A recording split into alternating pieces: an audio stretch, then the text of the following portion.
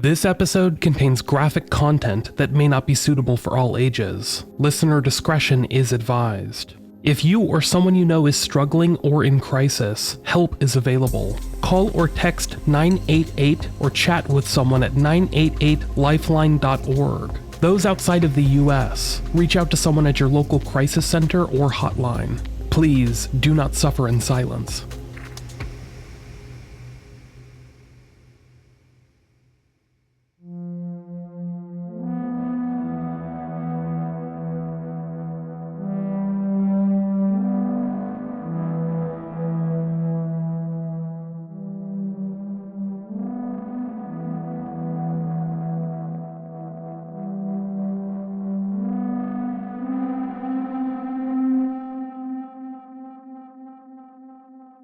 On this podcast, I try to cover a variety of cases. More often than not, I tend to cover stories that are lacking critical information. Things like the location of a victim's body, the identity of a killer, and so on. However, every now and then I learn about a story where almost all of the details are known, but for some reason the story itself remains unfinished. More often than not, these are the most frustrating stories, because they end with us constantly reaching for some explanation, a reason for why things are the way they are, why life can be so cruel to some, yet seemingly so protective of others. Sadly, this is one of those episodes. This is the story of Aron Christensen.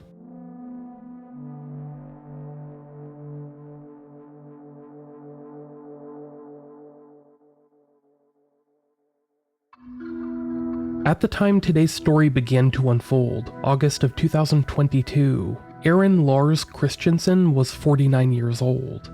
He was originally born on January 21st, 1973 in San Rafael, California, but his parents relocated to Ray, Colorado when he was incredibly young. A short time after that, they would move to Klamath Falls, Oregon, where Aron would spend his formative years.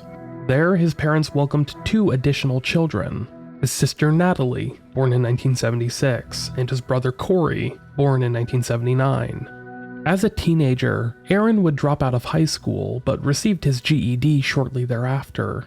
Instead of pursuing college or a trade for his career, Aron pursued what so many of us can only dream of, a career in music. After relocating to Eugene, Oregon, Aron began playing with a series of punk bands, reaching a sliver of success in the mid-1990s. One of the bands that he played with, the Artless Motives, even toured with the infamous band Sublime before they really blew up in popularity. Following the dissolution of that band and a romantic relationship ending, Aron decided to try a fresh start somewhere else. He moved to New York City in the late 1990s, but would move back to the West Coast a handful of years later. In 2006, he returned to Oregon, specifically to Portland. While music had not really seemed to have worked out for him, he had taken up a series of odd restaurant and bartending jobs in the preceding years, and he used that experience to help launch the Slingshot Lounge in 2007. There, he would work as a bartender on and off for many years, and also picked up some supplemental restaurant gigs here and there. Years later, though, he would eventually end up working for Cascade Record Pressing, a Portland-based music distributor and pressing agency. Aron's love of music was something that was never too far away from his mind. While he had given up the dream of playing music for a living, he still pursued some musical projects for fun, and in the summer of 2022 was involved in a series of bands. He played bass in a couple of punk bands, Supplemental Pills and Hearts of Oak being two of them, and he was also the frontman for a honky-tonk country band, the Fall Men. A lot of his music is still online and can be easily found. Aron never married or had kids of his own, but he was still heavily involved in the lives of his numerous family members and friends. They all recall him being one of the most stable, kind-hearted people in their lives. His younger brother, Corey Christensen, later told KOIN6, "He taught me pretty much everything I know. Looking back on it now, I realize that. He was also just a sweet, quiet guy. His knowledge and experience and love of music is still within me. I'm incredibly fortunate to still have my brother's voice singing in my head." Aaron Piccolo, a close friend, described Aaron to Fox 12 as just a beautiful soul, and Ezra Meredith, another really good friend of Aaron's, told reporters with the Chronicle, "He was extremely present, probably the best listening friend I've ever had, just a kind guy. He wasn't crude, just a really solid dude." While music was maybe Aaron's biggest passion, another of his major passions was being in the great outdoors. An experienced hiker, camper, fisherman, and general outdoorsman, Aaron loved to experience all he could in the scenic Pacific Northwest. He loved to hike, go camping with friends, even just go on random adventures, often just by himself. Many remember Aron Christensen as being the kind of guy that was just good at everything he tried, even just being a friend. Micah Braden, another friend of Aaron's, told KATU2, "Aaron was the type of guy that everyone loved being around. Actually, a friend of the whole family. He was really cool. If your car was broken, he could fix it. If you need help writing a song, he could help you write a song. You wanted to brew a beer? Somehow he knew how to do it." In the spring of 2022, Aaron decided to adopt an Australian cattle dog puppy, which he named Buzzo, in honor of Buzz Osborne, aka King Buzzo, the frontman for the legendary band The Melvins. One of the most influential bands of all time, the Melvins are cited by almost every rock and metal band of the past few decades as a major influence, and if you don't know anything about the Melvins, I would encourage you to please remedy that ASAP. When many think of the Seattle sound, bands like Nirvana, Soundgarden, and Alice in Chains come to mind, but the Melvins are the band that inspired all of them. Sorry, I'm a Pacific Northwesterner myself, so I take a lot of pride in being from the same general area as the Melvins, but that's all besides the point. The Melvins were a clear influence on Aaron, and him naming his puppy after their frontman was a clear sign on how they influenced his own musical stylings. Regardless, Kate Meredith, another of Aaron's friends, later told The Chronicle about this new puppy, Buzzo. "Aaron was just the most happy I have ever seen him in all of the years that I've known him. Just really excited about having Buzz. We'd talk about all of the adventures he was excited about having a buddy to go on with."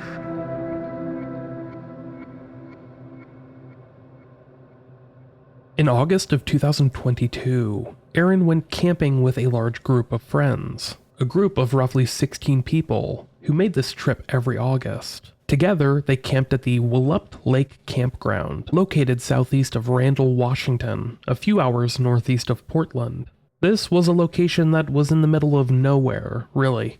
While most people think of Washington as essentially just a big Seattle, it's actually a pretty big state with a lot of nothing. Thankfully, most of that nothing is very pretty. Scenic mountains and lush forest, lakes and rivers, etc.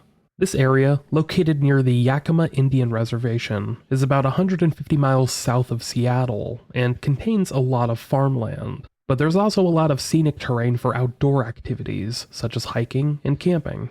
On the morning of August 19th, already amidst this camping trip, Aaron decided to set out on a solo hike with his puppy, Buzzo. He'd mapped out a 13-mile trek on the Wolupt Lake hiking trail, and planned on traversing the first half on day 1, set up camp for the night, and then make the return trip the following morning. He promised to be back by the next night, Saturday, August 20th, to help make dinner. No one had any reason to doubt him, as he regularly made little solo trips like this, and, like I said, he was an experienced outdoorsman. By the afternoon of August 20th, however, friends began to grow concerned. Maybe they feared something had happened to Aaron. Expected back at around noon that Saturday, the friends began making dinner without him at around 5 p.m., and hoped that he might have just gotten turned around and would still show up, just a bit later than expected. But a little while after the group of friends started cooking dinner, at around 6 p.m., one of the campers noticed a cop car nearby with its lights on, parked roughly 100 yards away from their campsite. Kate Meredith, one of Aaron's friends, went over to speak to the cop and told him about Aaron, who had been expected back hours ago. The cop, who was a deputy for the local sheriff's office, began asking Kate some questions about Aaron. He asked if Aaron had been alone when he'd gotten lost. She confirmed he had, other than his dog. Per Kate Meredith, as reported by the Chronicle. "I'm just watching the deputy's face, and then I just knew. And he said, 'That's why I'm here. I'm investigating a death.'"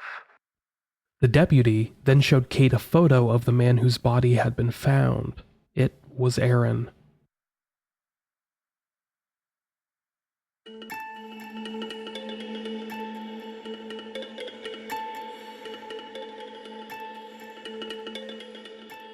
A couple of hours beforehand, at approximately 3:55 p.m., a deputy for the Lewis County Sheriff's Office began responding to a call regarding a dead body.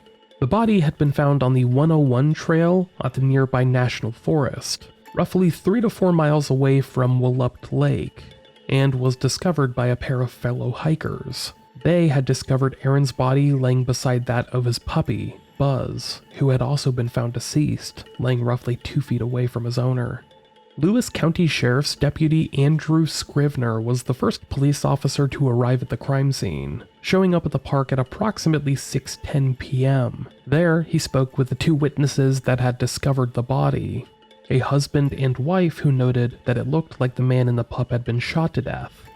They would note what appeared to be a small gunshot wound located on the left side of Aron's body, as well as a small amount of blood that had pooled nearby. These 2 witnesses had actually crossed through the same area earlier that day and had not noticed Aron's body at the time, but they did notice it in the afternoon while crossing back. Deputy Scrivener would note in his police report, "The male was near a dried-out creek bed, laying under heavy forest timber and on the ground, laying on his back and using his large hiking backpack as a pillow. His right arm was extended upwards as if he was sleeping on his side, with his arm resting above his head." It was noted that there was some vomit in Aron's beard and a small amount of blood near the body. There was also a small dog just a couple of feet away, still connected to his leash and harness. Scrivener would note in his findings that he was able to locate what appeared to be some sort of puncture wound on the left side of the body near his rib cage and stomach. The wound appeared to be similar to like a rip or a tear/puncture. It is difficult to tell if it was from a bullet or from a tree limb or stick that may have protruded into his body. A pair of Aron's friends were asked to identify the body at the scene, and confirmed that it was Aron Christensen. When they were originally shown a picture, they believed that he might have fallen off of a high ridge or a cliff during his hike, but they were then called out to the clearing where his body was found. That had not happened here, rather something else had happened to Aron. Yet, the deputy at the scene would quickly label Aron's death as non-suspicious, and asked Aron's friends to help carry his body down to the road where it could be taken away and analyzed further. Sadly, Aron Christensen's death attracted little attention from the public at the time it occurred. Other than a small blurb mentioning his death in a local newspaper, there was virtually no discussion on what had happened out near Willupt Lake on August 20th, 2022. The story would only begin to attract some attention a couple of months later, in October, when it was announced that the local county coroner had still not yet determined a cause or a manner of death.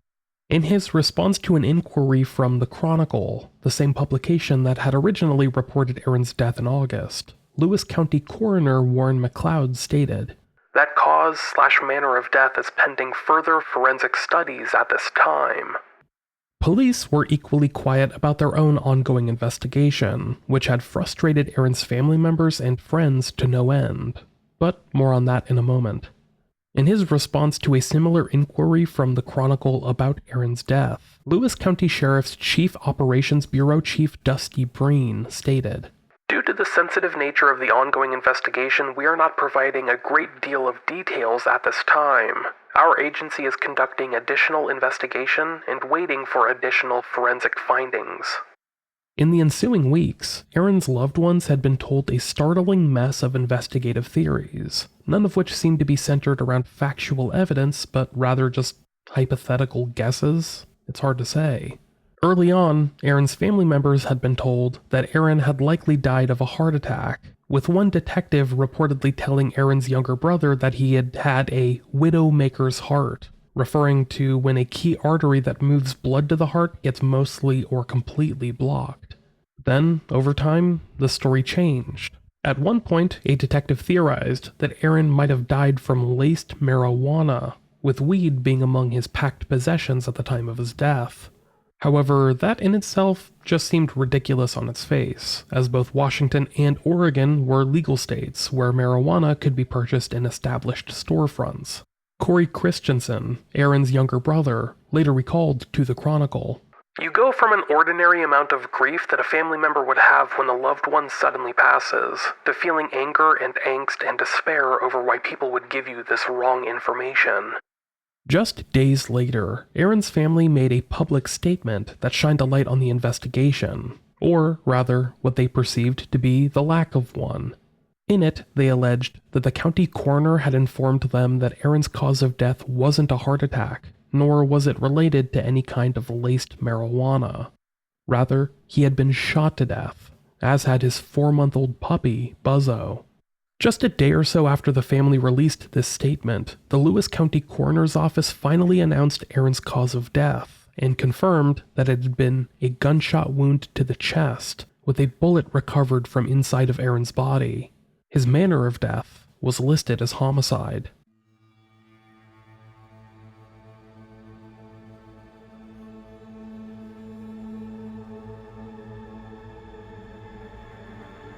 On the date of Aron Christensen's death, 19-year-old Ethan Michael Osbach had gone out hiking with a 16-year-old girl. Both were from nearby Thurston County, Washington, with Osbach living in Tenino and the 16-year-old, his girlfriend, living in Rochester. Osbach, who had graduated from Tenino High School, worked for his grandfather at a Honda dealership in Olympia. The girlfriend, who was 16 years old at the time, has never been publicly named in this story because of her age, yet has been identified as KB in some court documents. Apparently, on the evening of August 19th, at around 9 p.m., these two set out from the Wallop Lake trailhead and planned to hike out to the Sheep Lake campground, where they would meet up with Ethan's father to participate in a hunting trip. This happened to be roughly 12 hours after Aron had set out from his friend's camp nearby, heading out on a solo trip alongside his puppy, Buzzo. Sadly, their paths would end up colliding just an hour or so after Ethan and his unnamed girlfriend set out on their moonlit hike that evening. The Lewis County Sheriff's Office later concluded in one of their reports, "While hiking on the trail, both individuals stated they heard growling noises and saw the eyes of what they believed to be a wild animal. Mr. Osbach stated out of fear he fired a single projectile from a firearm towards the animal. A short time later, the two advised they checked the area and located a deceased male and a dog. The two stated they continued to hike but took the wrong path. They then exited the woods the next day." While hiking, Ethan and his 16-year-old girlfriend state that they were scared by a strange growling sound and tried to scream loudly to scare whatever it was away. When that didn't work, Ethan reached into his pack for a 9mm handgun his father had advised him to take on the night hike, and he loaded a clip. Equipped with only headlamps for lighting, the two then saw what appeared to be the eyes of a wild animal looking at them in the dark, and Ethan fired a single shot in its general direction. They then fled, continuing on with their hike before getting lost. They set up camp at around 3 or 4 in the morning, and then circled back the way they had come later that day, August 20th. While preparing to leave the park, Ethan and his girlfriend had stumbled upon the bodies of Aron Christensen and his 4-month-old puppy, Buzzo. However, instead of reporting the incident to authorities, the two traveled back to Ethan's father's home in Tenino and waited for him to come back from his hunting trip. The next day, August 21st, Ethan's father, Michael Osbach, contacted the Lewis County Sheriff's Office and told them about the shooting incident his son had been involved in the woods nearly 2 days prior. After this, police reached out and questioned Ethan and his young girlfriend, who both admitted they had gotten scared and fired a single shot into the night, potentially hitting Aron or his young puppy. Yet it wasn't until October that word of the story finally began making the rounds. Just days after Aron's family went to the press in an attempt to shine a spotlight on Lewis County's indecisive investigation, members of the sheriff's office decided to refer Ethan Osbach and his unnamed girlfriend for charges of manslaughter in the first degree as well as animal cruelty in the first degree. At the time, Sheriff Rob Snazza announced, I know there are a lot of friends and family of Mr. Christensen who are eager for answers involving his death. There still continues to be unanswered questions in this case our investigators are diligently trying to address, but yesterday's notice of cause and manner of death has brought us forward to this point of initially referring the charges. Now, we're going to pause for just a moment to hear a word from the sponsors that support the show.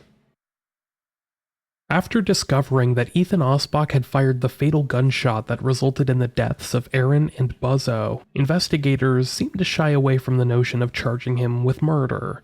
Instead, they later referred him for charges of manslaughter and animal cruelty, but even that came after months of little to no information being relayed to the family, and a complete lack of disclosure from law enforcement about the case.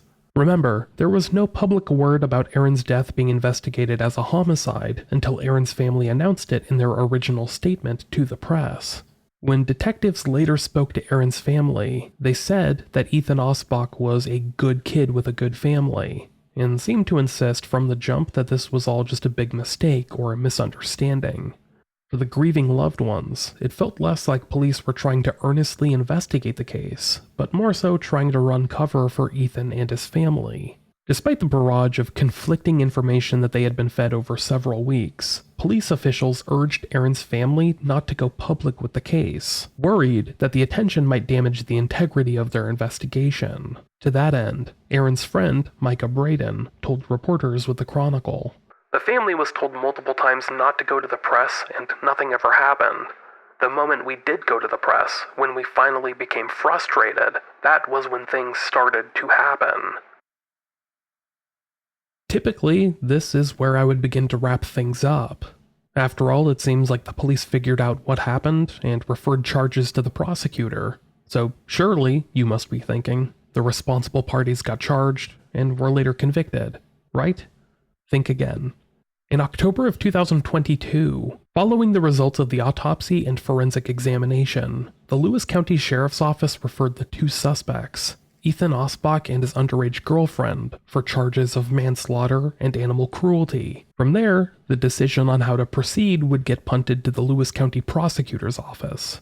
But just days later, in early November, the case would get sent back to the sheriff's office, with prosecutors claiming that they were still waiting for the results of some forensic testing to come back, and until they had that, they couldn't proceed. While neither the prosecutor or the sheriff could clarify what testing needed to be completed at the time, citing the integrity of the still open investigation, it was believed that cell phone mapping for the two suspects still needed to be completed.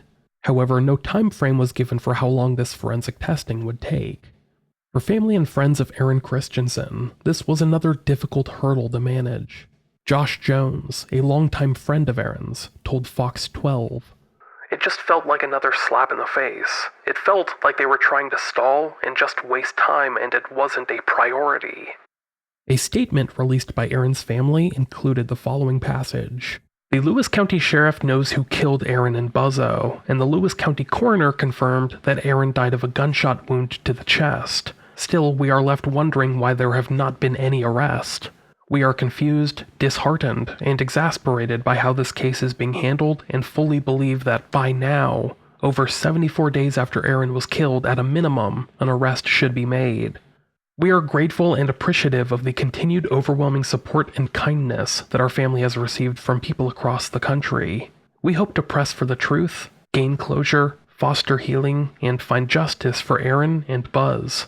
If you have any information that would be helpful in this case, please let us know." I can only imagine that it wasn't lost on Aron's loved ones that for at least 2 months they had basically been stonewalled by the investigators, who said nothing publicly about the case, but within just a few days of the story getting some major press attention, the results of the autopsy were suddenly available and charges were being referred to the prosecutor. But a week or so after that, with the charges being sent back to investigators, and the prosecutor citing an unfinished investigation, it seemed like the loved ones were right back at step one, waiting for more information to become available. The location where this crime happened, Lewis County, is a really small community. Just over 82,000 people lived there at the time of the last census in 2020. And that's in a location of over 2,400 square miles. Lewis County is located in the middle of southern Washington state, which, as I touched on earlier in the episode, is a rural region mostly known for its farmland and scenic terrain. If you recall, the Lewis County Sheriff's deputy that responded to the crime scene did not even know that Aron Christensen had been shot. Rather, he suspected that Aron had died of a heart attack, and for that reason, homicide detectives were not called out to the crime scene.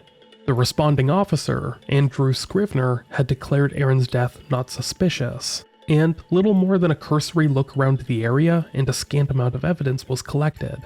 A homicide detective would not even begin to work the case until August 21st, the day after Aron's body was discovered, and nearly 2 days after he had been supposedly shot.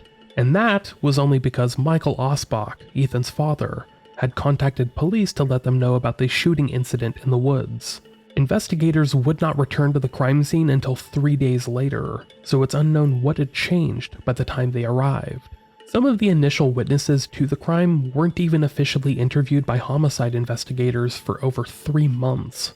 They weren't contacted again by law enforcement until November of 2022, after the case got sent back to the sheriff's investigators by the Lewis County prosecutor. Initially, police had told Aron's loved ones that no foul play was suspected in his death, that they believed Aron to have died of natural causes. Later, they would note that there was minimal hemorrhaging around the gunshot, which authorities would describe as a puncture wound upon its discovery. Early on, police theorized that Aron had a heart attack while carrying Buzzo, then fell down on a stick, causing the puncture wound that killed both of them. A theory that, in my opinion, sounds far-fetched for even the zaniest deaths in a Coen Brothers movie.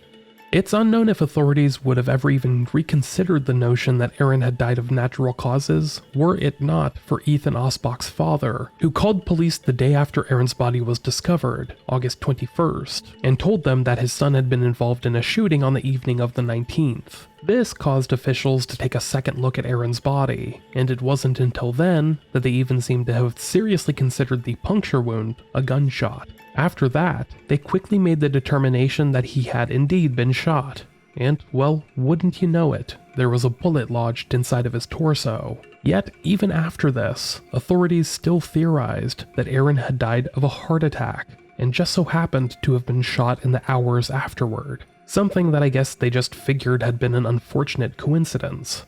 Buzzo, Aron's 4-month-old puppy, had also died of a similar gunshot wound. Or so it seemed.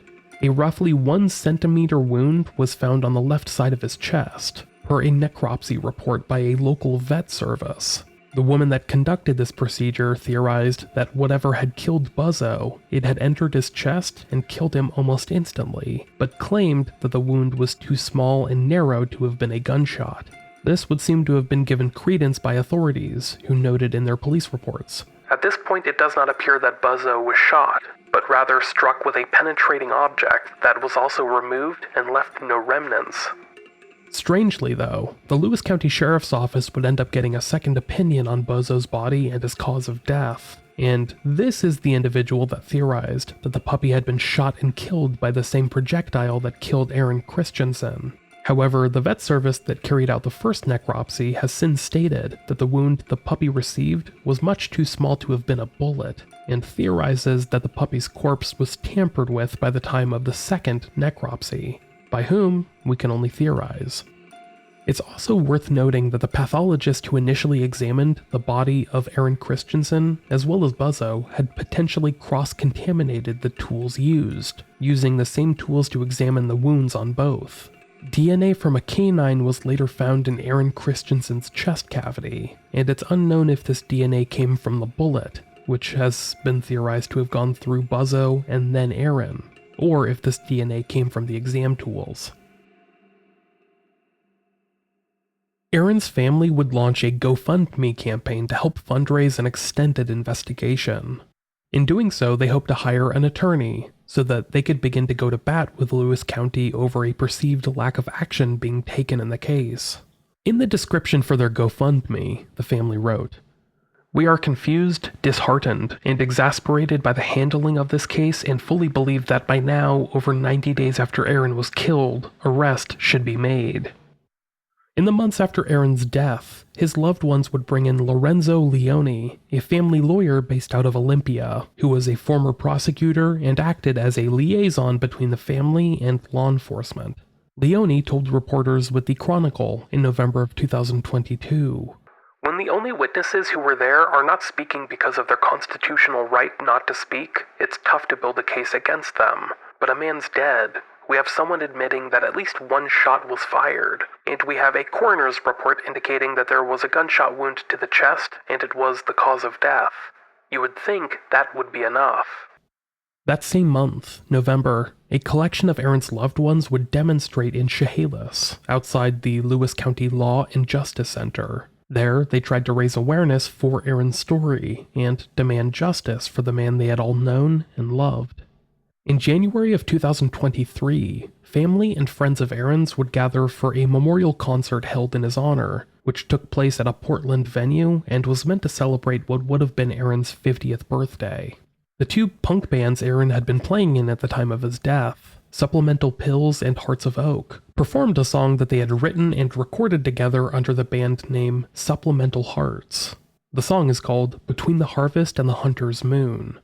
They would release a version of this song on streaming services and even sites like Bandcamp, where the proceeds made from the purchases go towards supporting the family's GoFundMe. I'll include links for both, the song and the GoFundMe, in the show notes for this episode. Check them out, give the song a listen, and maybe pick up a vinyl of the song if you're into that kind of thing. From the beginning of the story, a question that has been hotly debated is whether or not Aron Christensen's death was intentional, or if this entire thing has just been a tragic accident. Sadly, we're unlikely to ever get a really clear answer on this, but we can try and break down some of the evidence to get a better understanding of things. Based on the statements made by Ethan Osbach after the shooting, we've gathered that he and his underage girlfriend were out hiking past 9 p.m., heading out from Wallop Lake to Sheep Lake, where they planned to meet up with Ethan's father, who was bear hunting at the time. Ethan was carrying a 9mm handgun in his pack for protection, but I would just like to note that a 9mm is pretty inadequate for personal protection when it comes to wildlife, especially bears. As someone who currently lives in Alaska, where black and brown bears are plentiful, it gets drilled into your head pretty early on that small caliber firearms won't do shit against something like a bear. So the idea that Ethan had this firearm on him for personal protection is iffy at best. Something like bear spray would be a much more effective deterrent. But that's me being a bit ticky-tacky about this, so let's move on. While hiking out at night, Ethan and his girlfriend reportedly heard a growl and saw the eyes of what they assumed to be a wild creature, so they shot out into the darkness at least once, and that's according to them. Ethan's girlfriend would later claim that she feared it was a mountain lion, and that she and Ethan had yelled out multiple times to try and scare it off to no avail. They fired the gunshot roughly 1 hour after they began their hike, making it approximately 10 p.m. give or take.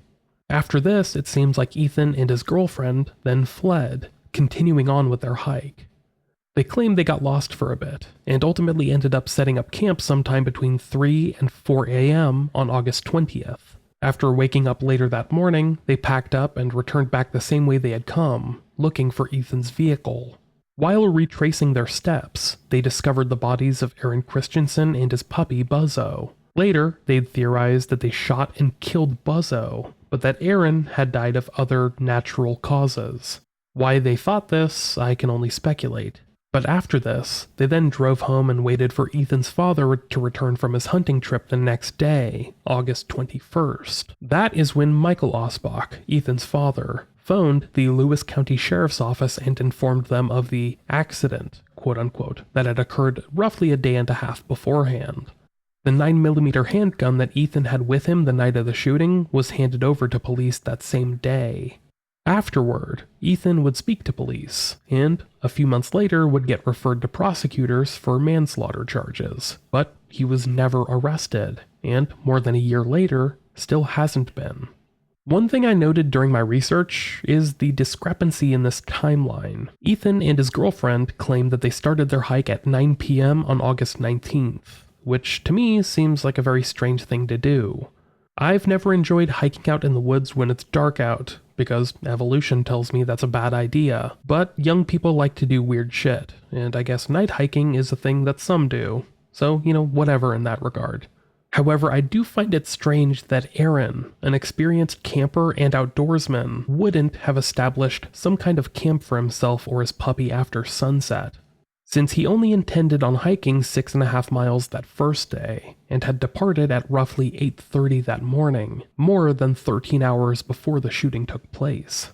I only point out this timeline discrepancy because Aron's body was discovered by a pair of hikers on August 20th at around 4 p.m., However, those same two hikers had walked through that same area earlier in the day, and were circling back when they discovered Aron's and Buzzo's bodies. It seems odd to me that they would have missed it on their first pass through, since investigators noted that the two bodies were discovered in a clearing and weren't exactly hidden or anything. To me, it just seems unlikely that the two witnesses would have missed their bodies. Another note that I would like to highlight is the claim that Ethan Osbach and his girlfriend had made that they reportedly encountered a quote-unquote wild creature that was growling, and was close enough where they could see its eyes illuminated by the headlamps they'd had on them at the time. Ethan then blindly fired his 9mm handgun into the darkness toward it, which, as we know, hit Aron Christensen and his 4-month-old puppy. It's possible that one bullet went through both, but considering the details we've explored in this episode, that remains undetermined. This entire thing seems a bit asinine to me. For starters, the first rule of gun safety is trigger discipline, knowing what you're aiming at before you pull the trigger. You don't fire blindly at a potential threat, even something like a theoretical mountain lion, especially when it's located on or near a hiking trail, where, other people walk. This entire story, which is likely the most sanitized version of events, meant to make Ethan look good, just makes him look incredibly irresponsible. And his carelessness directly led to a man and his dog dying. And I hope that if he or his loved ones hear this, that fact isn't lost on them.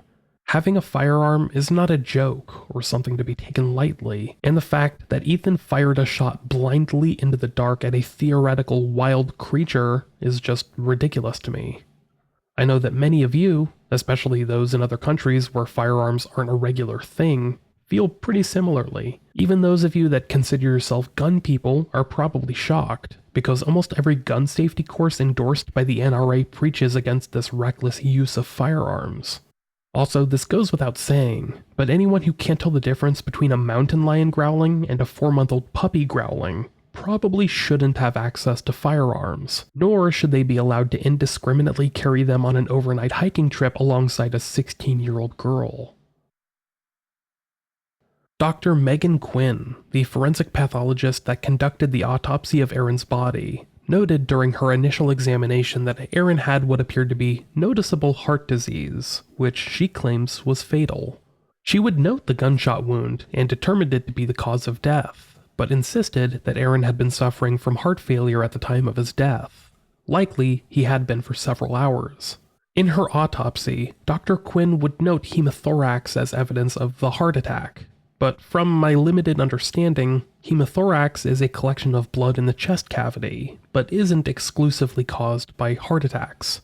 If anyone out there has experience in the medical field, is this something that can be caused by gunshots or other similar trauma?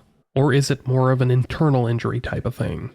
Please let me know. I genuinely know nothing about this and I would love to learn more. However, if we take Dr. Quinn's statement as a fact, that Aron had been shot, but was also suffering heart failure at the time of his shooting death, would that explain why he was found laying down in the strange position he was found in, and why there was seemingly very little evidence of a gunshot wound or bleeding? Could that explain away Buzzo getting defensive, at least enough to be mistaken for a mountain lion or some other similar wild creature? I personally find it incredibly unlikely that an avid outdoorsman like Aron had been suffering heart failure, since he had no reported health issues like that in the past. But at the same time, this is America, where health insurance is unaffordable for most, so maybe this is something that had gone untreated or unnoticed. That's the main reason why I'm hard-pressed to rule this out decisively. But I would just like to note, this does not excuse Ethan Osbach's actions in the slightest. If anything, I'm just trying to prep us all for the unsatisfying conclusion to this episode, as this theory introduces just enough doubt to prevent a decisive ending.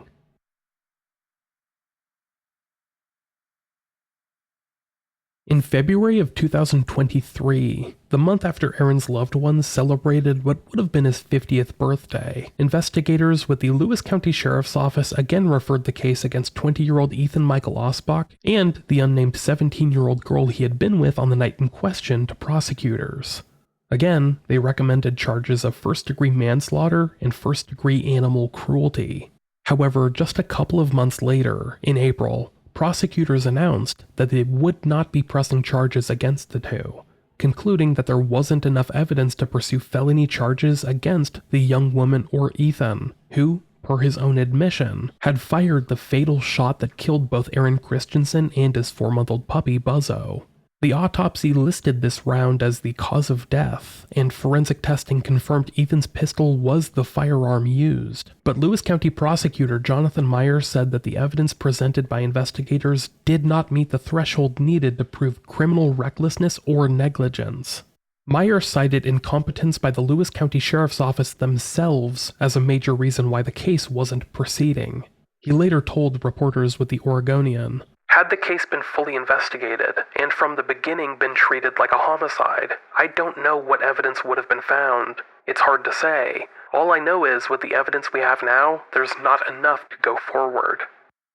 In additional statements, Jonathan Meyer seemed to deflect all of the blame for his decision on the Lewis County Sheriff's Office, in particular, their original response to the crime scene and their treatment of Aron's remains. In a meeting with Aron's family, Meyer stated, "You treat a case like it's a homicide case until it's not. That didn't happen." Meyer was reportedly looking at pushing out some misdemeanor charges at Ethan Osbach, including those related to his possession of a firearm, as well as him and his girlfriend fleeing the scene of a shooting without contacting authorities. But that paled in comparison to the justice that Aron's loved ones had been clamoring for over many painstaking months.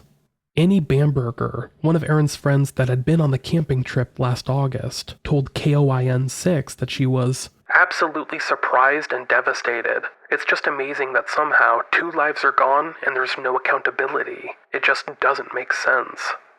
Micah Braden, another of Aron's friends, told reporters with KATU News, "I understand. That's young people, young kids. I'm sure they want to protect members of their community. But a really bad mistake was made, and we need to know what that is. What we want is the truth, we want transparency, and we want some effort."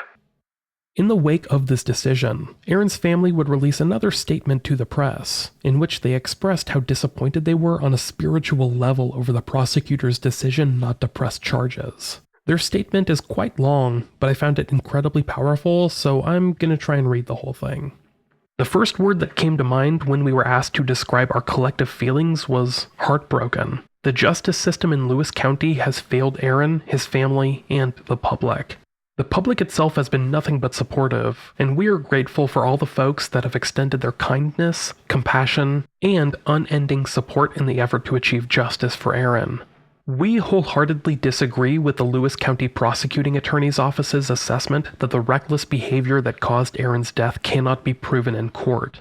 The shooter killed another person on a frequented public trail during peak recreation season.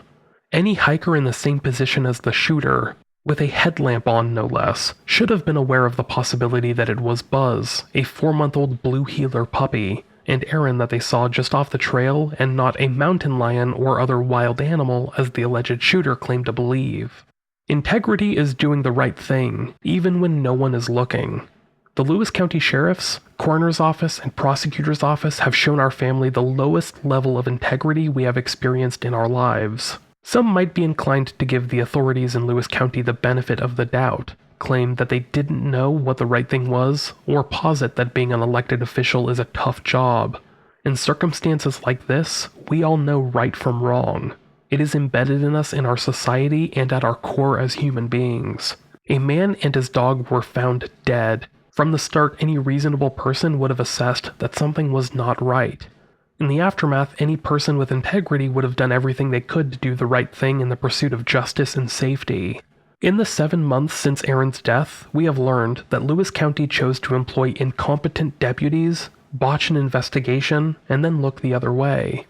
We've been advised by many in the community to get after Lewis County for their lack of integrity. The truth is, we do not have the teeth to accomplish this. The avenues to do so are incredibly limited. In November, Prosecutor Meyer told us that if we want recourse for the job that the Lewis County Sheriff's Office and the Coroner's Office had done in this case, then it would have to happen at the polls. Imagine telling a grieving family that doesn't live in your county, let alone your state, that there is no consequence for the local authorities' poor performance unless you vote. It is safe to say that everyone who has been following this case knows how big of a mess the investigation into Aron's death was. Initially, our family unknowingly cooperated in keeping Lewis County's failure under wraps by placing our trust in them to help us navigate a situation unlike any we had experienced before. We were asked not to go to the media by the sheriff's office, and we acquiesced. When the Lewis County Coroner's Office met our very first calls with comments of, "These are good kids, don't be quick to judge," we bristled, but still believed that the truth would become clear if we were patient. It wasn't until after the first stories broke of Aron and Buzzo's death, almost 2 months after they died, that we began to see any movement in the investigation. Even then, our hope that a just outcome was on the horizon began to diminish as we learned the details of how the crime scene was mishandled. Still, we felt sure that there would be enough for the prosecutor's office to fight for justice on our behalf. This week, the prosecutor's office sealed the fate of Aron's case by declining to press charges. We have been muted and failed at every turn. The shooter and various Lewis County offices have carried on without any consequence. To add to the disappointment, Sheriff Snaza did not call or interact with our family once to offer condolences about Aron's death or the catastrophe of an investigation that his employees carried out. He seemingly could not care less about our loss. If he did, he would have met us, grieved with us, or acknowledged us in any capacity. Often, all one needs to say is, "I'm terribly sorry this happened." Aron was a son, brother, friend, and uncle. He was stolen from us overnight. Aron's parents are broken. Their first child was taken from them due to the recklessness of a stranger. Aron's brother and sister-in-law, Corey and Shayna, are heartbroken and have lost all opportunity to spend time with Aron. This is true for the countless friends that Aron shared time and space with. Ezra, Kate, Alex, and so many others were part of Aron's family. They are left as devastated as anyone. Throughout these past 7 months, Aron's sister Natalie has said, "The outcome of the investigation and the outcome of the prosecution's review doesn't bring Aron back. What I want is for the accused to seek help and counseling. If this hasn't messed with their lives, then they are for sure guilty of murder. The rest of their lives will be impacted by the poor decisions they made that night." Heartbroken, she is left asking, "What am I supposed to learn from this?" No answers to this question are sufficient. To the citizens of Lewis County, your sheriff, coroner, and prosecutor failed Aron and Buzz. Sadly, they will continue to fail your community because there has been no consequence for their poor performances. An election was held in November, and the electorate again accepted the powers that be. We encourage every citizen of Lewis County to make a public records request on this case and study this case. Yes, all of you can see the same documents that the sheriff, prosecutor, and our family have seen. All you have to do is make a public records request. It can all be done online. Go get it, study it, you will be shocked. It will change how you see Lewis County and your faith in them should you ever lose a loved one. We wish we could say you won't hear from us again, but we can't. We will continue to seek justice and truth. We will not go quietly.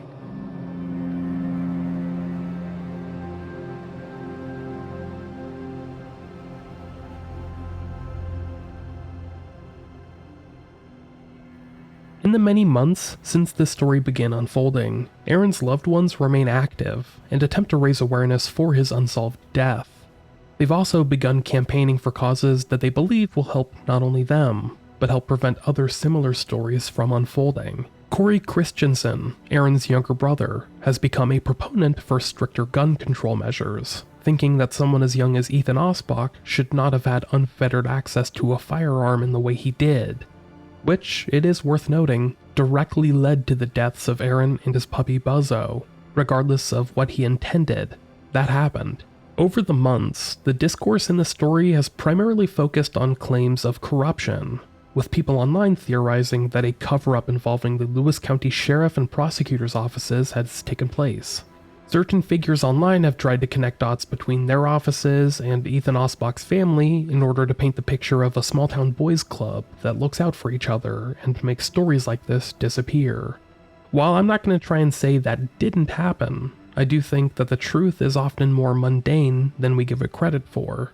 As the old saying goes, never attribute to malice which can better be explained by incompetence. To me, the stronger likelihood is that the investigation into Aron's death was just botched from the beginning. From the moment the responding sheriff's deputy arrived at the crime scene and wrote off the possibility of Aron having been shot, literally calling off homicide detectives in the process, all bets were off. The prosecutor even admitted as much when he chose not to pursue charges just earlier this year, in April of 2023. While I'm not willing to say that a cover-up of some kind is impossible, as we've learned from this show, anything is possible, I think it's far more likely that the original officer just fucked things up in a nearly irrevocable way. The repeated failures by the other officers and officials involved just cemented things in that broken way. Sadly, Aron and his loved ones are the collateral damage, and this is a stark reminder why we should always continue to demand better from our law enforcement. Because when they fail at their job, we all suffer, and crimes like this go unsolved. Anyone with information in this case is encouraged to reach out to the Lewis County Sheriff's Office at 360-748-9286. But I would argue at this point it's more important to raise awareness in this case. Or at the very least, forward your information to Aron's relatives through their GoFundMe, or to any of the reputable journalists that have covered the story thus far. Aron's loved ones have also established a website for Aron's case, which is pretty easy to navigate to. It's just his full name, Aron Lars Christensen, Aron with one A, and that's AronLarsChristensen.com. I'll include a link to that in the show notes. Those of you listening, help the world learn about Aron's name and his story, and that of the young puppy he adopted, King Buzzo, who only got to experience life for about 4 months before it was taken away from him. Help take the case out of Lewis County's incompetent hands, and do what Aron would have done. Raise some hell, and make a lot of noise in the process. Cause the people that fucked up this investigation to lose their jobs, or at the very least, control of the investigation. There's no way we can go back in time and change how things unfolded, but we can change how the rest of the story unfolds, starting right now. You can help support Aron's loved ones in their continued investigation by heading to the GoFundMe linked below in the show notes, or buying up copies of the song that Aron's former bandmates and colleagues put together. Seriously, check it out, give it a listen, and maybe buy a vinyl. The proceeds from it go directly to the GoFundMe, and help the family find out more information about this case. In May of 2023, Aron's family announced that they were filing a lawsuit against Lewis County and were seeking $20 million in damages from the sheriff's office, which they claim sabotaged the investigation into Aron's and Buzzo's deaths. If you think that this is a righteous cause, click on one of the links in the show notes and either buy a record or maybe just donate a few bucks. If not, then do what you can to share Aron's story with those that live in the area or have an interest in true crime. I know doing nothing feels good in the moment, but doing something, anything, feels a lot better. Let's all give it a shot. Until such a time, the stories of Aron Christensen and Buzzo will remain unresolved.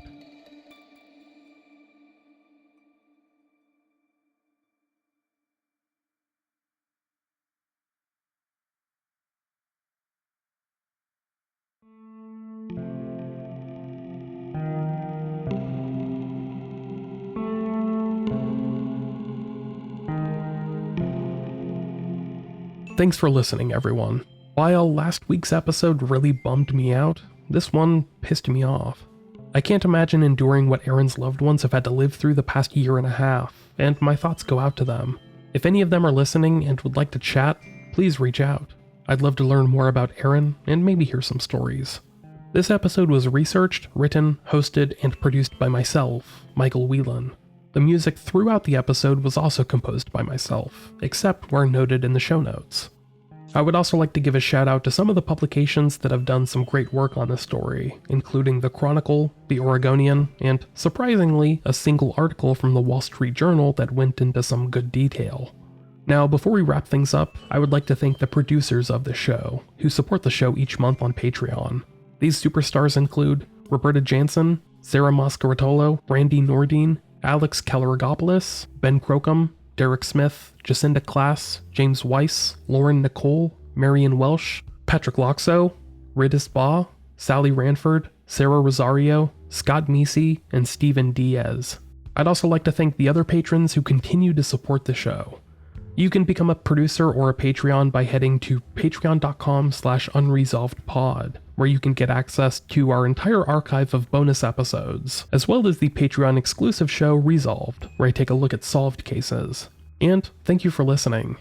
If you feel strongly about the story after listening, check out some of the links in the show notes, and I'm serious, spread the word.